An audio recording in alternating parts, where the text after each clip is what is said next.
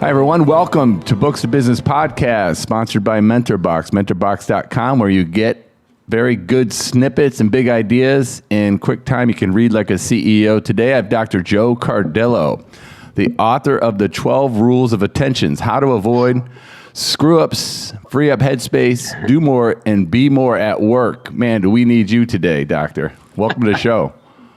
Thanks for having me. My pleasure. Awesome. You and I were talking earlier. You're from upstate New York, not far from where I grew up in Pittsfield, Massachusetts. So you're up in New York border of in New York, upstate.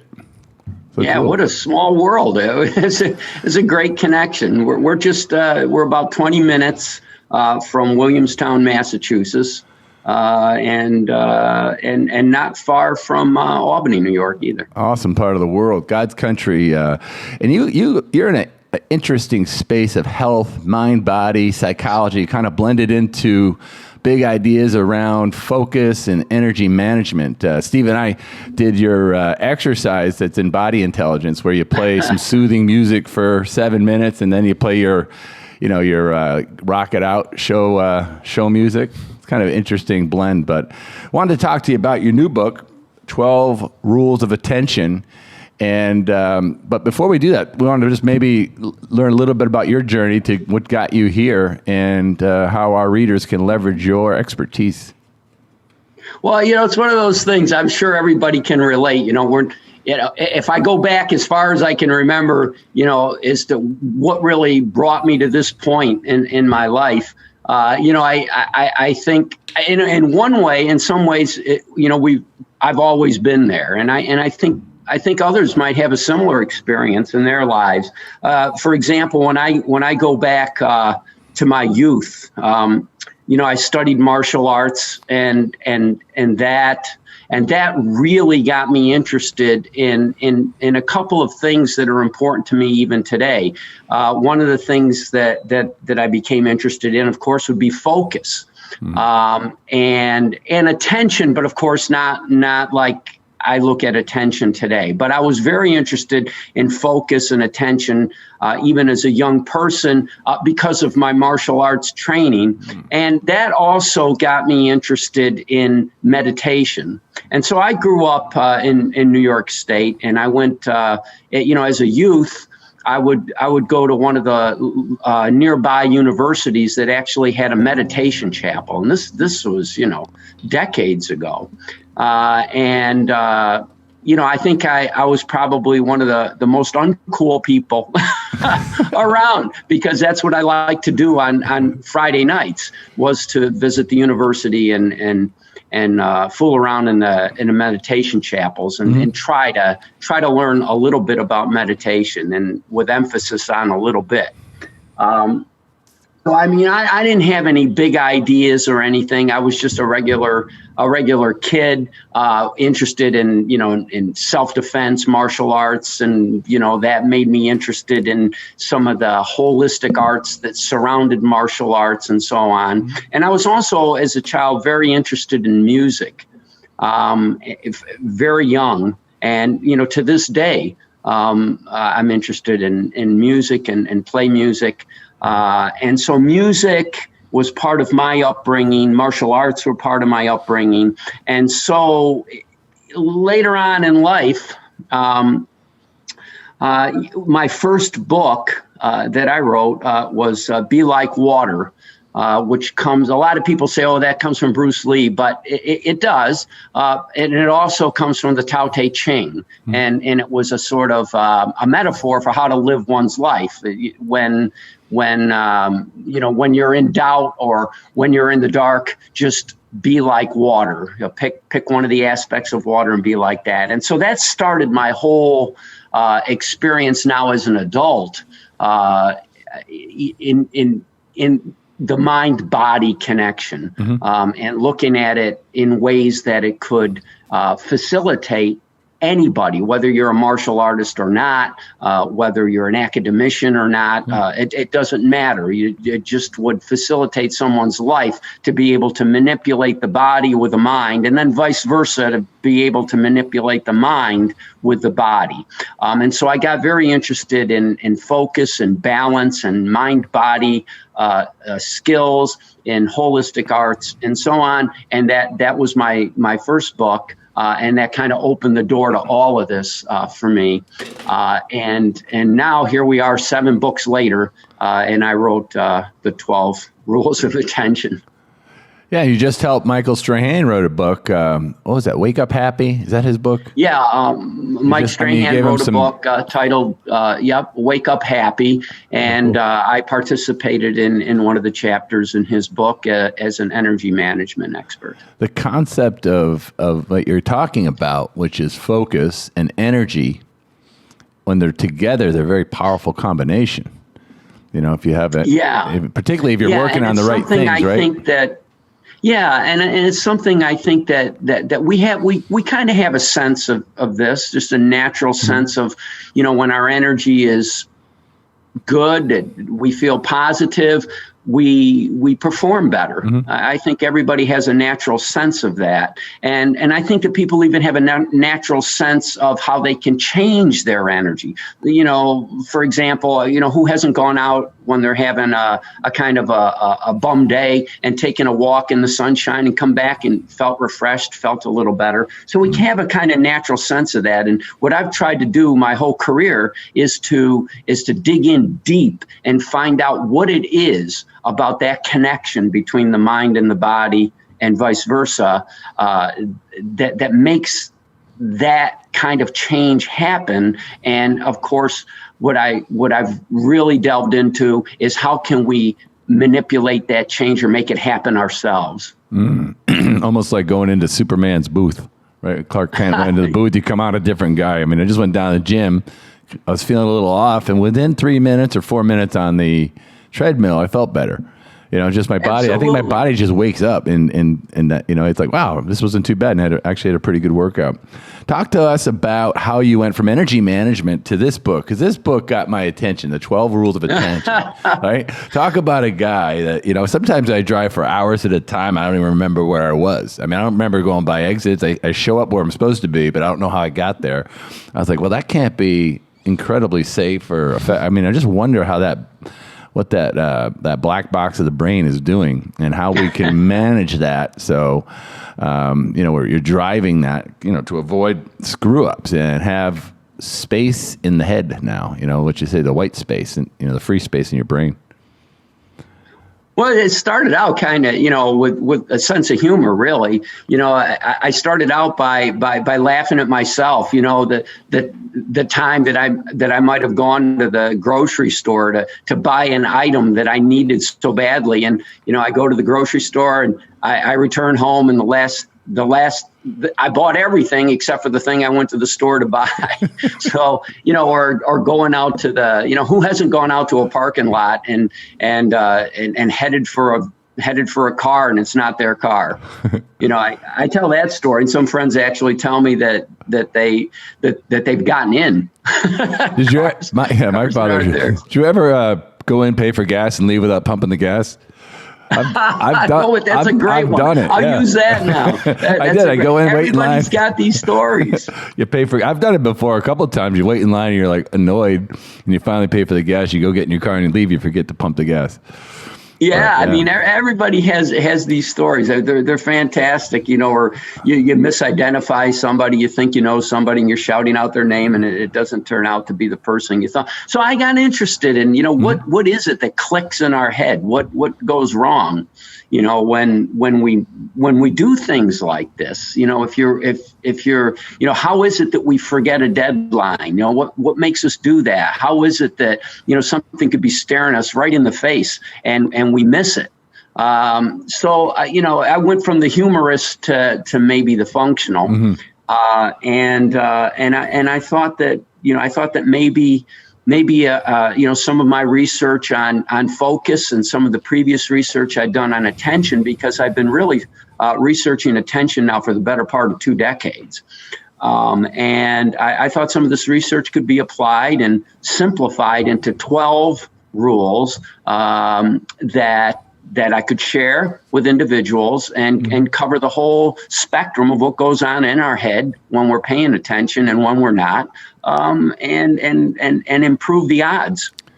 Before you get into the 12 rules, I want to pick we talked earlier, we're going to pick 2 or 3 of the big ones, because I'm sure there's the Pareto principle in these rules, just like there isn't anything in life. But early in your book, you talk about a Gallup poll, and you and I rabbled on this for about a half hour yesterday. 55% of workers in the United States are feeling stressed in their job. Half the workers are dissatisfied with their job. 82% of Americans feel their strongest talents are going to waste.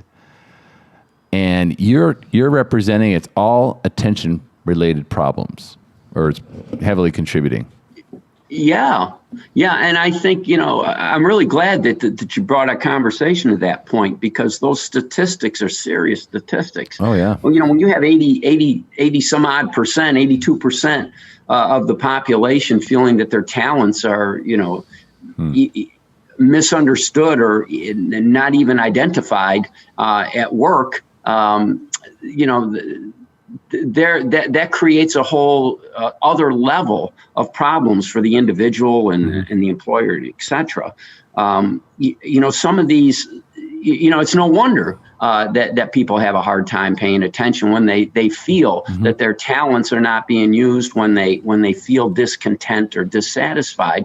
And really, all these things that we feel throughout the day, when we feel really good, when we feel really down, if we feel on top of our game, the way our experiences turn out, and so on, are really manipulated by how we pay attention. They turn out the way they do because of the way we are paying attention. And to me, the word attention, in a way, is too small a term for how important that system in the brain is. It's behind everything we do, everything we feel, everything that we think, and it's behind the way our experiences turn out. So if we can improve the way we pay attention just even a tiny bit, all that improves with it. So if you're going away on Elon Musk's SpaceX, right? I ask this question a lot. You're never coming back, and you're going to leave the world with one big idea to eliminate this problem around attention. What would be the best rule that you would tell everybody? Start paying attention to how you're paying attention. Be aware of how you're paying attention or not. So when an experience turns out great, by all means celebrate, but then reflect back on that experience and see if you can trace your footprints as to what was responsible, perhaps even uniquely responsible in that certain moment that made the experience turn out as positive as it did. And the same with negative experiences, to trace the footprints and see what elements were responsible for that. And that's a good starting place for not only being aware of how attention works, but being aware of what it was that you were either paying attention to or not that created the experiences and the results that you encountered. The Jocko Willnick's book has that on. The military does that, a debriefing after good and bad missions. They always debrief. Yeah. They trace their footsteps back. What a great idea. Yeah. And what else would you add to that in your rules? So that's a rule. Tell us more. You got our attention. Like we want. I was going to ask Dr. Joe, what was the difference more on what you're saying is you talk about in your book, the difference between attention, awareness, and mindfulness. I was wondering if you could elaborate a little bit on that to kind of distinguish the 3 terms. Yeah, because these are, thanks. That's a good question. We're using these terms more and more lately, and they're really become part of our daily, conversation. They're no longer just academic terms or, philosophical terms. But so I like to differentiate between them because there are really three separate tools. So awareness is,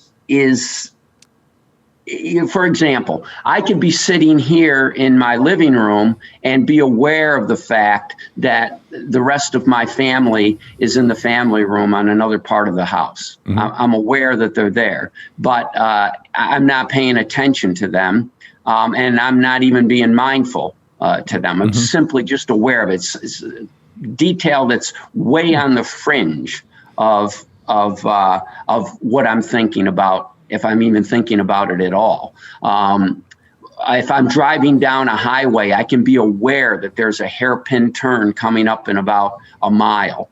So I don't have to be paying attention to it. In fact, I can't even pay attention to it. But that's awareness. And awareness comes in a useful way, because once we're aware of something, when that particular data bubbles up into our real-time experience, we tend to pay more attention to it and stay with that detail longer. So if I'm aware of a detail that I want to, say, avoid, or that I want to pursue in an experience that's coming up, when that detail pops up in the experience, I will pay more attention to it. So awareness is a really useful tool. Mindfulness is one of these words that we're tossing around so much lately, and so I enjoy defining it. Mm-hmm. I like to define mindfulness as we tend to use the word as meaning present, right. But we can be present at a very low wattage. We can be present and not very mindful at all. For example, I'm here, but I may have my energy may be so low that my presence is dull. Mindfulness is the energy that can increase that presence and take a dull presence, for example, and increase its wattage seriously. So if you consider mindfulness as an energy, kind of like if you look at the control on your cell phone for the flashlight, and you can slide it up or down, mm-hmm. and if you slide it up, you can increase the brightness of the lamp. Same thing with mindfulness. As you're in a situation, as you're aware of it, or as you're paying attention to it, you can increase the wattage. You can increase the energy with which you're paying attention to it. And so now you're not just present, but you're present with a high quality energy. And so mindfulness is the energy of presence, not just being present. And then attention, to make a long story short, attention is a fetching mechanism in the mind that goes out and brings detail back to us. And in the end, we wind up acting on one of those details. So, for example, when you're in any experience throughout the day, your mind creates a mini version of that experience in a millisecond, and sends out scouts, so to speak, to gather information from your previous experiences that are related to the current experience, and it brings back those details in a millisecond, and then you wind up acting on one of those potential solutions. So attention is kind of like a fetching mechanism in the mind. So the brain is having dialogue at all times, right? And you talk about at all times, and it's updating. It's updating, and we can be attentive to those updates, and we can reject some of them.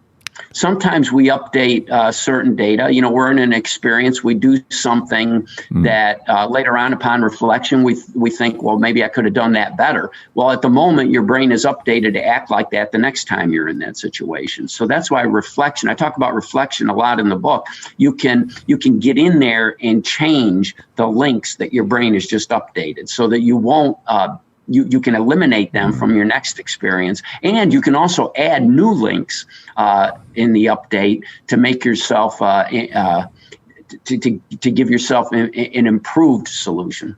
So you talk about what I'm seeing I like called brain talk, and your brain, you can almost be the moderator of this crazy conversation you have with yourself sometimes. And at the end of the first chapter, you said there's a series of questions that I love this that you include with this first exercise. You're like, where am I at this moment? What am I trying to do? What should I be trying to do with this situation? What do others think I should be doing? Like, all these high quality questions will produce that hyper level of attention, I would assume, right? Absolutely, and I call that a self-scan. And it's, I know that my editors placed that in the book so that if somebody ever wanted to, they could just photocopy that one thing and look at it every now and then to remind themselves what those questions are. There's only a few that will help you focus as you go from one situation to the next. In certain world philosophies, it's of concern not only how we end a situation, but how we segue into the next one, and that's really where the idea of a self-scan came for me. It kind of refocuses us into the next situation that we're going into, and it in a way it makes us or forces us to put our attention on what the difference is going to be, so that we don't carry the energy of one situation into the very next one. And that's a two-way street. Sometimes we move from who hasn't gone to a business meeting and right before the meeting, had to deal with a rough email or had to deal with a rough phone call. And so the self-scan helps you refocus and put your energy back into a flowing mind state. And then the mindfulness part of it, right? Focus, and then you talk a little bit about breathing, which I love. I mean, don't feel badly about being a meditation person 25, 30 years ago. You're a renaissance, man. You were way ahead of your time. That's cool now. Yeah, we live in Miami, a little north of Miami Beach. That's a big deal down here. What else would you what are people doing wrong right now? I mean, I know you and I talked about devices. Are they withdrawing attention away? Are they are they being blamed maybe? Yeah, the cell phones have been cell phones have been getting a bad rap for quite a while now, and other electronic devices. And when it comes to children, I agree with everybody. I agree with the general conversation that's out there.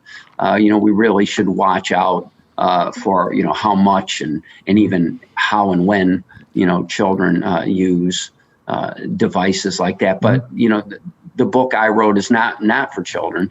It's for adults. And I think that, we have the wherewithal to be able to deal with this. In fact, I kind of have a little fun with the story I tell. That you could go all the way back to Sophocles, and as we progress as a society, we've always had to worry that progress is going to get in the way of what we pay attention to. Always.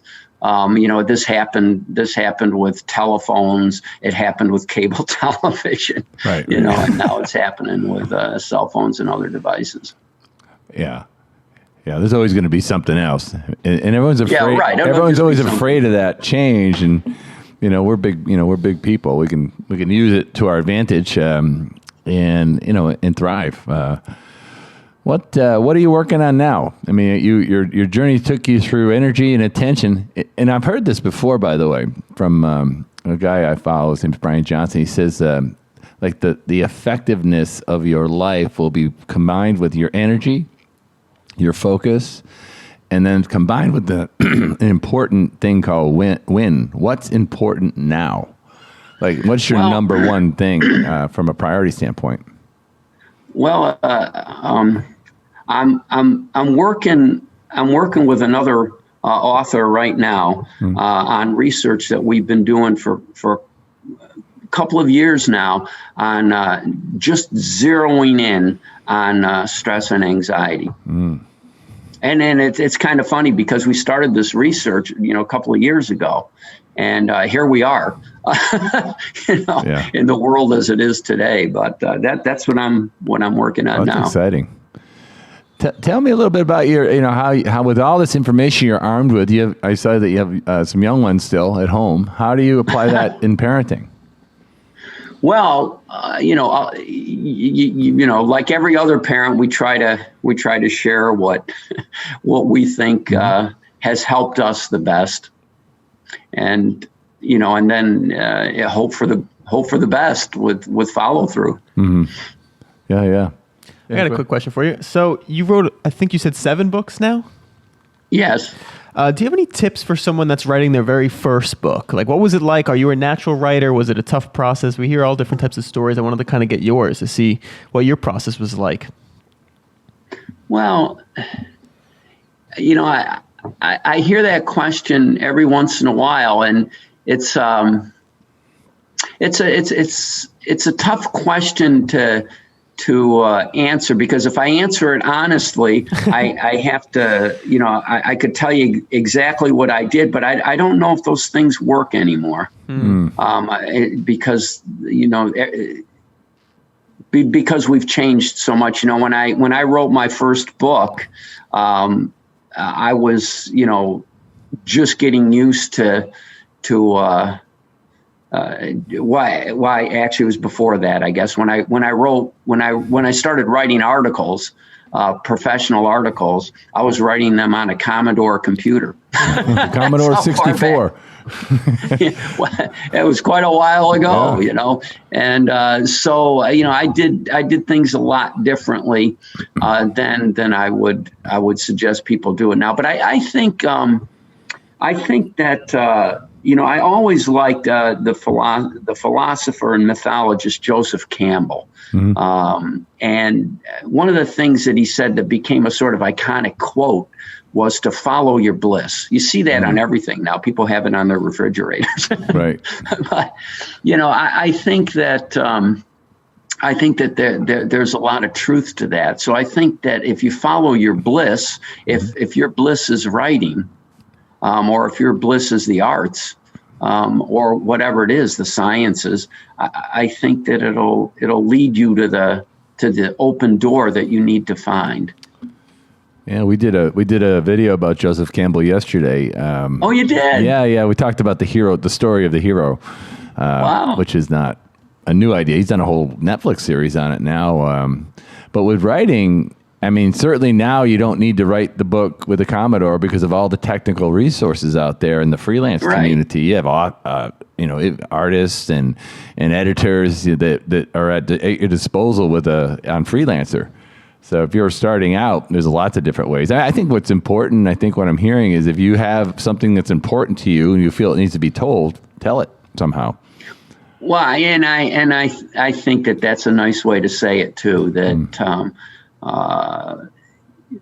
it's really authentic to you. The more authentic it is to you, the more important it is to you.